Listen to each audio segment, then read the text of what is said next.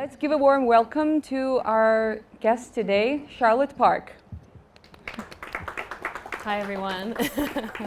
So she is the HR business partner at Google X, making sure the teams are on point and tech dreams come true. She's been all over the globe, started teaching to Korea and California, to shaking things up at Google Southeast Asia, and right now steering the ship at Google X. She graduated from the University of California, Los Angeles on her bachelor's and attended Harvard on her master's. Today, we are getting the inside scoop of job hunting, scaling up ourselves and leveling up ourselves, and crafting top-notch companies. Thank you, Charlotte, again. Thank you. Awesome to have you in here. I know your trip to Georgia was supposed to be a vacation, but we couldn't let you leave without meeting our community and sharing your experience to us. And let's get started. Before we discuss what the tech recruiters pay attention to at first, let's start with how to become an attractive future employee to our targeting employers. Usually we all have our special recipes or special sauces for our self-development. For example, when I decide what is my next career step, I usually start exploring the strategies, past experiences, and requirements of the organizations and the position that I'm targeting. And just to make sure that my future expertise and qualifications are in relevance to that future employer. So for starters, where do you usually start from? What's the recipe of the self-development for you to become a more desirable candidate for the future employer? You can start in so many places, but I guess for those who are here, I think we can look at it in two ways. I think one, if you're trying to be an attractive candidate for a certain company, there are a few things you need to look at. So firstly, what is that company looking for? What mission do they stand for? So take a while to research, what does that company want? What kind of people and culture do they try to build? And then hone in onto what is the job that I'm looking for? Am I looking for a data analyst role? Am I looking for a software engineering role? And then you start crafting your resume to make sure you have the right skill set that that company is looking for in that role. So if we talk about your resume, it's always important to put your education, your work experience from the most recent all the way to the past, and you can tailor it. So don't write every single thing you've done working. Write down the things that are most relevant to the job that you're applying to. And when you write your resume, don't copy the job description. And for example, don't just say, I help build websites. What could be more useful on your resume is, I helped increase the number of viewers by 10% on my website. This way, the company and recruiter knows, this person made an impact in their role. They didn't just go into work every day and do whatever. So make sure you craft your resume and have someone else look at it, like another professional or another friend or mentor. Have them look at your resume and give you feedback. So we're always trying to improve our resumes. And in general, I think what recruiters look for is a growth mindset. Are you all always trying to learn and improve yourself? And that can be done by changing jobs, getting promoted, but what are you doing outside of work that you are developing yourself as a person? Are you gonna take a coding boot camp? Maybe you come to Tech Park to learn a certification class. Are you trying to improve your communication skills? Maybe you're practicing presentation skills, or I don't know, you're volunteering at a startup and helping them put presentation slides together so you can be better in your job. So there are so many ways you can be an attractive candidate. It really depends, and I'm happy to go over it more if you have a specific case. But those are some general tips maybe I can offer to everyone today. Perfect, thank you so much. Now I want to switch to a topic that I'm sure the majority of the audience is here to listen to.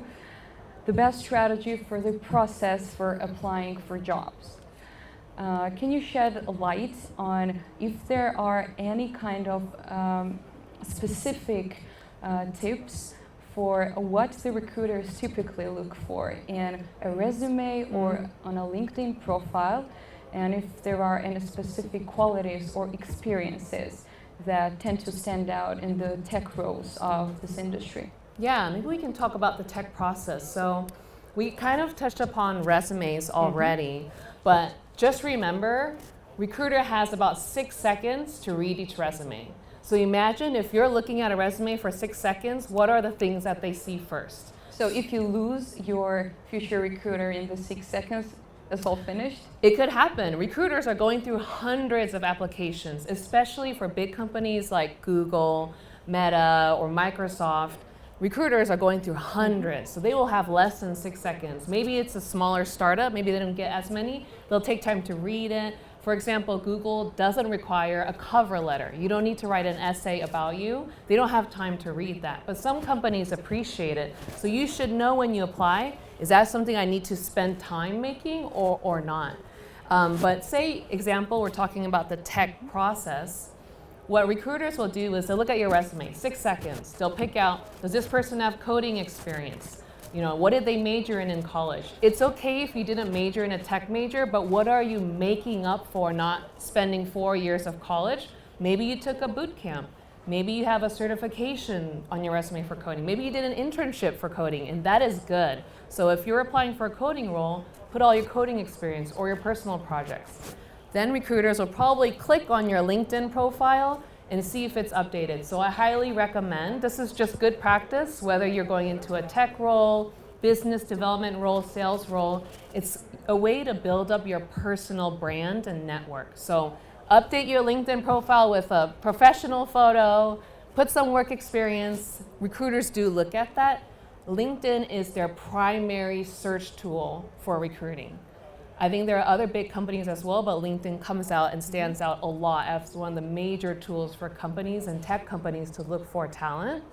And then also if you're coding, GitHub, sometimes recruiters will go on your GitHub account and browse through.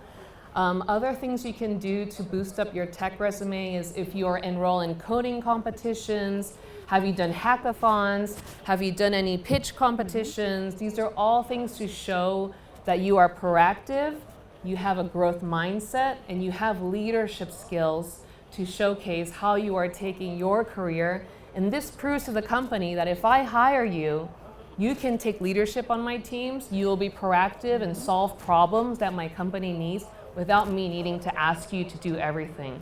So it shows them you're a promising employee who will contribute more to the company and help make the teams better and stronger and make better products for the people they're trying to create for. So you mentioned the other big tech companies such as Amazon, Meta, etc. All of them have their own unique hiring processes. My first question would be, how similar are they towards each other? And the second would be, could you please kind of walk us through the general processes and guide us through the processes of the hiring process that you have observed across these tech companies so that the candidates can navigate themselves successfully? Yeah, so they can navigate themselves, right? So I'll focus on tech, and I'm happy to touch upon like business case hiring. Mostly tech companies will have about 3 or 4 rounds of interviews.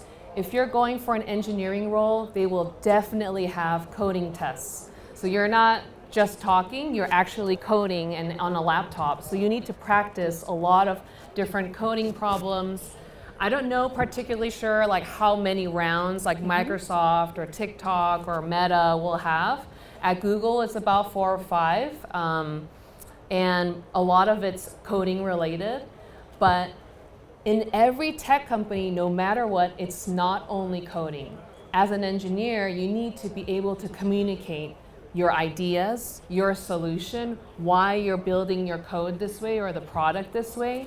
You need to also be able to present your results. So they will look at your communication skills. And it's okay if English is not your first language. We have very multinational companies, so you just need to be able to communicate it in a clear way. You don't have to ever have like perfect English. And communication, I still work on it. We all constantly work on it as we grow in our career. And interviewing is a great place to start because you have 45 minutes to communicate why you should have that job. So it's a great place for you to, you know, do mock interviews, have a friend and do like interviewing skills back and forth. Talk to the mirror, pretend you're interviewing with the mirror, like really practice saying it out loud. That will help you be more confident inside the interview round. So usually a hiring process, you submit your online application, recruiter will look at your resume and they're like, yes, I like it. They'll usually call you or email you and say, hey, we'd like for you to come and have a screen. Sometimes it's a phone like coding screen with a very simple problem. Maybe they'll have 2-3 questions about why do you want to work here? Tell me about your skill set. And maybe they'll have, do you have work authorization? And then you'll go to like 2 to 3 rounds of like 45-minute interviews. Some could be longer depending on the company, but that's usually, and at the end, if you're a final candidate, you'll get an offer stage. That's where you need to negotiate your offer, how much money and salary you're expecting, how much they can offer you. Can we elaborate more for the preparing process for the interviews? For the interviews, yeah. And then, so just remember the offer stages at the end, but for the interview stages, I would say continue working on your communication skills. If you're going for a software engineering role, for example, at Google, if you go to Tech Dev Guide, if you Google that, there's all these past interview coding problems which you can practice. So if you or any of your friends are interested in practicing for like a Google coding interview, go to Tech Dev Guide, and that'll show you all the past problems. A lot of it focuses on data structures and algorithms. You can also look at like leetcode.com. There are many different websites you can keep practicing. For coding interviews, it's all about practice. The more problems you get exposed to, the more confident and the higher probability that you'll be able to find a problem that most likely you can solve and not get nervous about through it. And I think you have to remember to talk out loud during your interviews. Communicate with the interviewer. Don't just sit there and type and be quiet for 45 minutes. That's a huge mistake a lot of candidates make. You want to speak constantly about what you're thinking, why you're thinking. An interviewer's goal is to make you successful, not to ruin you in your interview. So just keep that in mind. They're there to help you. Being a female leader in a male-dominated industry is quite challenging, right? Empowering women and girls to develop their careers in technology and innovation is like one of the top goals of our country, considering the statistics about their engagement in the industry. Although government and private sector initiatives about increasing the number of their engagement has been reflected actually positively, and there are significant improvements, but I do sure know that being a female leader in this industry comes with tons of obstacles, including the hiring process, right?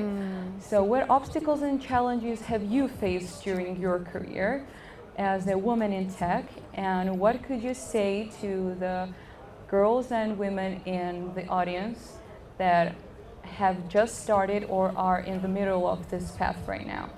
It's a deep question. Yes, we can talk a lot about it. I would say the problems that I've faced as a female in the industry, I think half of it is systemic. I think in general, that, you know, whether it's me or maybe a female student going into an engineering industry, there's just not that many of us there. So when I go into a meeting room, when I go into interviews, everyone I see is a male leader, or everyone around me is just males. So sometimes it does get intimidating. And sometimes, you know, when we have this thing called imposter syndrome, and we all have that, right? Like you have this feeling you are inadequate, that my ideas aren't as good. So I will tend to refrain on sharing that. But whether I'm a female or not, whether you're a minority in a room, building your career is all about building your confidence and the tools that you need when you feel like you don't have the empowerment from those around you. You can empower yourself and know that, hey, my idea is really good. Hey, I have a lot to contribute in this room and on this team. So I think I've been very fortunate at Google. It's an extremely inclusive workplace. Males, females, everyone, we're very, very supportive of each other. So I've never felt like my ideas weren't welcome. But I do know I have friends who don't get supported in their organizations as a female leader. Maybe who don't even get promoted because they're female. But it is, again, it's not just female. I think it's for anyone who might feel they're in a minority space. You really just have to build the tools and build the confidence. And what I would say to women here, or those who are thinking of going to the STEM field, like, you should definitely do it, because we need more women there for younger girls to look up to. And I think the more we have, I think also we're able to empower each other. And it's not just the women, the men in this room as well. All of you are allies. All of you can support. If you see like someone treating a female differently, or if their voice is not being heard, there's also nothing wrong with, hey, you know, I think you had an idea. Do you want to share your idea? Exactly. And like lift up other people's voices. We should be lifting up each other's voices, regardless if we're a man or a woman. I think it's just unfortunate that in some industries, there's just very few women studying that in the universities. But I think as time progresses, we will see more and more as schools continue to empower them. As we start in like kindergarten or elementary or primary schools, we'll see more and more diversity in these spaces. How can we formulate this survival guide for women in tech? I think, especially on the management positions. I think there are a lot of different ways around it. I think one, get some professional like certification. Like a lot of top universities around the world, like Stanford, Harvard, have online certifications. You don't have to be in the US. You can take it anywhere around the world. So put that on your resume. That will go on your LinkedIn. You will build up just general leadership, communication skills, and you can add that on your resume. So that's something you can do and like purchase. There's lots of leadership books and courses you can take. I think another powerful one is mentorship and a network.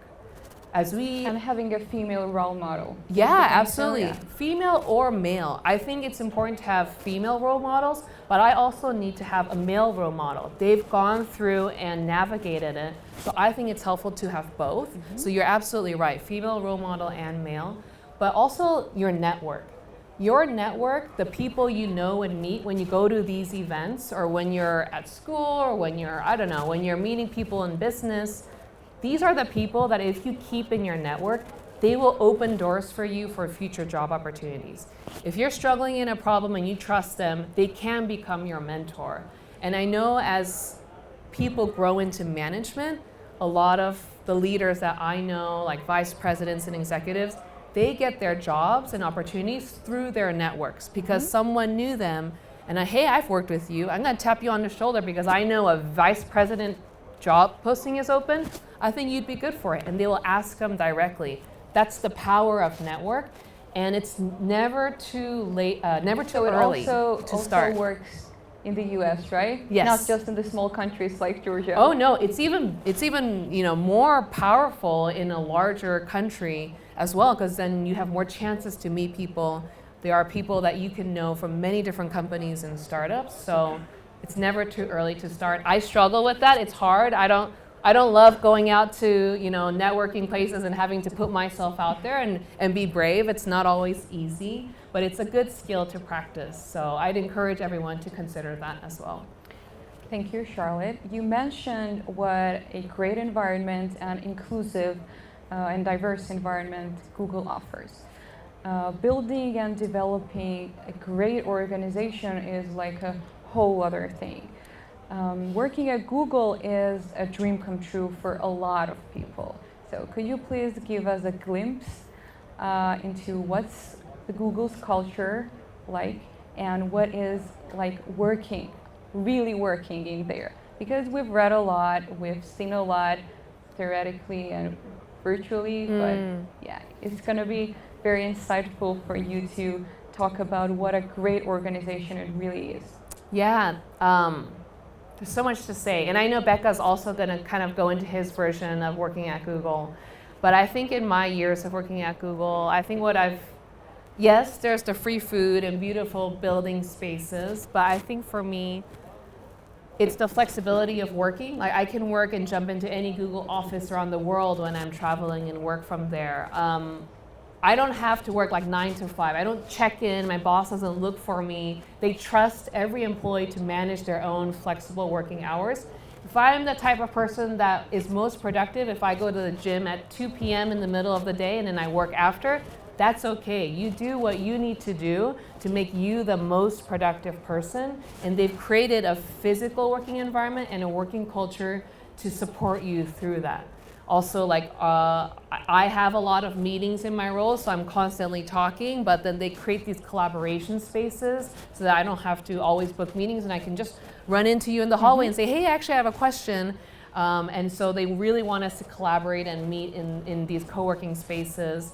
I do love the barista, and I'm a fan of matcha lattes, so I do get that every day. So small things like that also kind of make you happy, but I think overall, the amount the company cares about your wellness, and that is reflected in your company benefits, in your like medical insurance, but also how you work. If I want support in mental health or very nutritious food, or I'm the type that really likes fitness or taking a walk outside campus, I want to bike around campus, Google has all of that provided for you on campus, around you. You don't have to go far, it's all right there. So I appreciate that very much about the Google culture, and I know Becca will definitely go further into that, and happy to talk about it more. Yeah, sounds like a dream, really. Building high-performing teams is critical for managers, right? How can you elaborate? What are some like general and key principles and practices that contribute to creating and maintaining such teams? Managing a team is really hard because essentially you're asking, how do I motivate these group of people to do their ultimate best? Everyone is so different. Everyone is motivated by so many different things. So how do you as one person motivate everyone? They're all going through so many things in their lives. I think one is always psychological safety. People on your team need to feel they're trusted, that they can trust leadership, and that they feel safe being themselves and contributing the way that they want to contribute to work. So I think psychological safety is essential as part of the culture of a great organization. And I think secondly is hiring the right people. You need to know as a leader who you need on your team. What skill set do you need? And what skill set can be coached, can be taught? It's impossible to find a perfect person. So you need to know what skills you need to make a great product for your company, and then be aware that you need to do some coaching for your team or teammates. I think thirdly is balancing is feedback. You need to make sure you have a culture of feedback. So if I'm not performing well, as a manager, you need to be able to tell me that and give me honest... And vice versa. Yes, honest, candid feedback, or else I'm not going to improve. I'm going to keep doing something wrong. You're going to get frustrated. The company is just going to go down. But also as a manager, she may not be perfect. I need to feel safe to say, hey, that time you said that, I think we were kind of miscommunicating. I think that it's important to give feedback both ways. And I think a team only works well if that is safe to do it both ways. Then both the management level and on the individual contributor level can improve together. And when you are leading a vision or a strategy for the team, I will trust my leader and say, okay, I got you. I will contribute this part. I actually think we can do it better like this. I think the readiness of receiving that feedback is built on trust, right? Yeah. Considering your role, how do you foster the trust between your teams? Yeah, that's an ultimate question, because I don't think anyone can answer that perfectly. I think personally, from what I've seen, is transparency. When leaders are really transparent about what's going well, but what's not going well today. And that's okay, because we're going to do something better about it. So when leaders show and they're transparent about whatever's going on in the company, I think that's really important. That will help be the first step of building trust. Two, what is the culture amongst the team? How do we interact as teammates? Do we just go to a meeting and no one gives ideas, we just sit there and there's one person talking and no one else talks? That's not the culture that's gonna create trust. So we wanna build norms and values and principles. What is our norm together? What are the rules that we agree on are our ways of working? It might be different from the other company, but what's our company's ways of working? If you have an idea, say it. If there's a problem, we all teamwork and hustle towards solving that problem no matter what. So like you build your values and norms together. So those are a few things that might help. Thank you, Charlotte, for such a fruitful conversation. It meant a lot for us to see your insights and listen in more details about it. Thanks a lot. Thank you.